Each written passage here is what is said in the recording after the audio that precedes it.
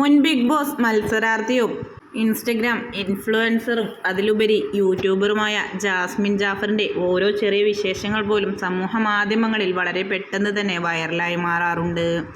ജാസ്മിനും ഗബ്രിയും ഒന്നിച്ചുള്ള വീഡിയോകൾക്കാണ് കൂടുതൽ റീച്ച് ലഭിക്കാറുള്ളതും. കഴിഞ്ഞ 4 ദിവസങ്ങൾക്ക് മുൻപ് ജാസ്മിൻ ജാഫർ തൻ്റെ ഇൻസ്റ്റഗ്രാം അക്കൗണ്ടിൽ ഒരു വീഡിയോ അപ്ലോഡ് ചെയ്തിരുന്നു.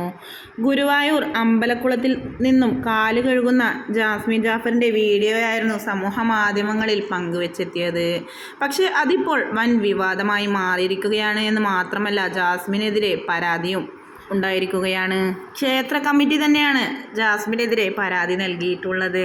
ആ ഒരു പരാതി വന്നതിന് ശേഷം ജാസ്മിൻ തൻ്റെ ഇൻസ്റ്റഗ്രാം അക്കൗണ്ടിൽ ഇട്ട ഒരു സ്റ്റോറിയാണ് ഇതിനോടകം വൈറലായി മാറുന്നത്. എന്നെ സ്നേഹിക്കുന്നവർക്കും മറ്റുള്ളവർക്കും ഞാൻ ചെയ്ത ഒരു വീഡിയോ കാരണം ബുദ്ധിമുട്ടുണ്ടായി എന്ന് മനസ്സിലാക്കുന്നു. ആരെയും വേദനിപ്പിക്കാൻ വേണ്ടി ചെയ്തതല്ല എന്നും അതിനു പിന്നിൽ ഇത്രയും പ്രശ്നങ്ങളുണ്ടാകുമെന്ന് ഒരിക്കൽ പോലും വിചാരിച്ചില്ല എന്നും അറിവില്ലായ്മ കൊണ്ട് മാത്രമാണ് ഇങ്ങനെയൊരു തെറ്റ് എന്നിൽ നിന്ന് സംഭവിച്ചത് എന്നും ആത്മാർത്ഥമായി തന്നെ ഞാൻ എല്ലാവരോടും ക്ഷമ ചോദിക്കുന്നു എന്നാണ് ജാസ്മിൻ ജാഫർ തൻ്റെ ഇൻസ്റ്റഗ്രാം സ്റ്റോറിയിലൂടെ വ്യക്തമാക്കിയത്. എന്തു തന്നെയായാലും തുടർ നടപടികൾ എന്തൊക്കെയാണ് എന്ന് കണ്ടു തന്നെ അറിയണം.